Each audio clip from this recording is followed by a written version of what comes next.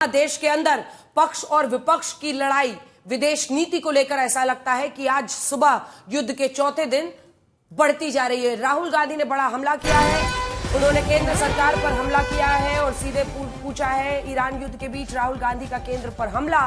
वो ये पूछ रहे हैं कि आखिर इस पर चुप्पी क्यों है, ईरान पर हमले के बीच चुप्पी क्यों, ये राहुल गांधी का सवाल है। चुप्पी तटस्थता नहीं, जिम्मेदारी से भागना है। ऐसे रुख से हमारी विदेश नीति पर संदेह पैदा होता है, ये राहुल गांधी कह रहे हैं। ईरान पर हमले के बीच चुप्पी क्यों, ये राहुल गांधी का सवाल है। और इसी के साथ साथ सोनिया गांधी ने भी अखबार में एक लेख के जरिए सरकार पर हमला किया है और खामनेई की मौत पर चुप्पी खलती है। खामनेई की मौत पर चुप्पी खलती है इनको।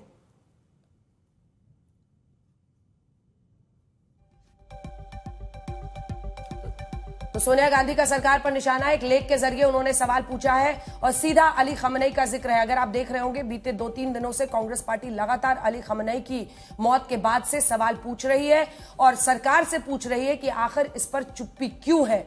लेकिन इसी बीच राहुल गांधी और सोनिया गांधी आज दोनों ही इस युद्ध के चौथे दिन खamenei की मौत को लेकर आक्रामक हो रहे हैं। लेकिन शायद विपक्ष के ये तमाम नेता आज भूल रहे हैं कि साल 2017 से लेकर साल 2024-25 तक जम्मू कश्मीर के मुद्दे पर, भारत में मुसलमानों के मुद्दे पर हमेशा भारत विरोधी बयान खamenei देते रहे और इस पर अपना विरोध भी जाहिर किया था भारत सरकार ने।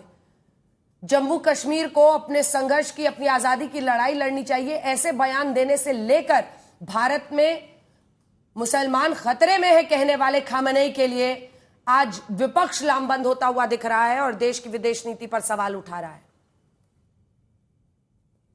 और देखिए, हम आपको बता रहे हैं कि लगातार किस तरीके से राहुल गांधी ने सरकार की विदेश नीति पर सवाल उठाए। उन्होंने सोनिया गांधी ने भी सरकार पर निशाना साधा है। लेकिन यह महत्वपूर्ण है कि इस समय की विदेश नीति को लेकर विपक्ष जरूर हमलावर है, लेकिन अभी के मौजूदा हालात ऐसे हैं कि पूरी दुनिया में एक नए जंग का आगाज हो चुका है। ऐसे में भारत क्या कर सकता है, किस तरीके से अपनी डिप्लोमेसी को मेंटेन कर सकता है। पढ़े हमारे साथ मौजूद है। पढ़े, अभी डिप्लोमेटिक अगर स्टैंड की बात की जाए मौजूदा हालात में, एक तरफ तो हमने देखा कि प्रधानमंत्री मोदी जैसे ही वापस आए, सीसीएस की बैठक की गई, लोगों की वहां पर जो लोग फंसे हुए हैं एयरपोर्ट पर, वो सबसे बड़ी प्राथमिकता है। लेकिन क्या डिप्लोमेसी जो है वो एक नया रूप लेने वाली है लगातार जिस तरीके से समीकरण बदलते जा रहे हैं पूरी दुनिया में?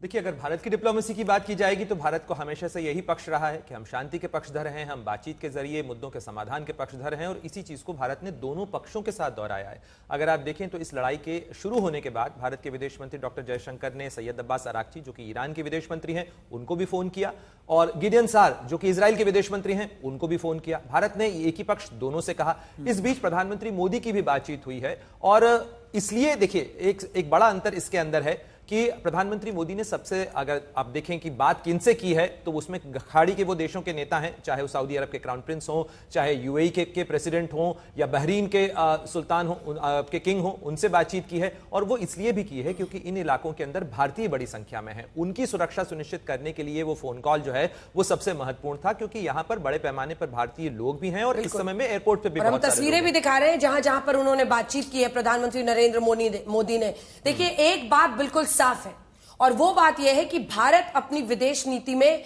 एक रिश्ता at the cost of another नहीं रखता है।